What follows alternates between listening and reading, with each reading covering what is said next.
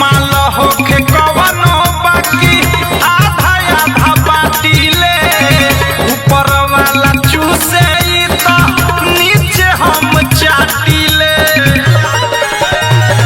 माल होके कवनो बाकी आधा आधा बाटीले ऊपर वाला चूसे तो नीचे हम चाटीले। रे हमनिए ला तोर दुनु गागल बा हमारा दोस्त के जोश जागल बा ढोरी खोदेला पागल बा। हमारा दोस्त के जोश जागल बा ढोरी खोदेला पागल बा।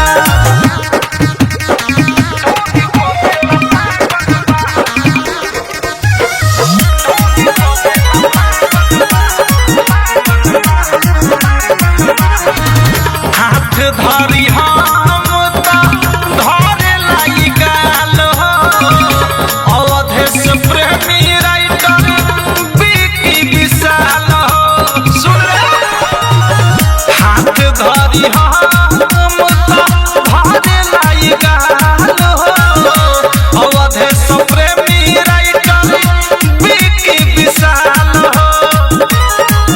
अनुराग सुधीर के दागल बा हमारा दोस्त के जोश जागल बा ढोरी खोदेला पागल बा। हमारा दोस्त के जोश जागल बा ढोरी खोदेला पागल बा।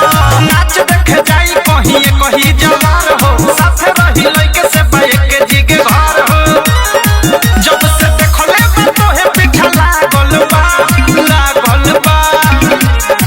हमारा दोस्त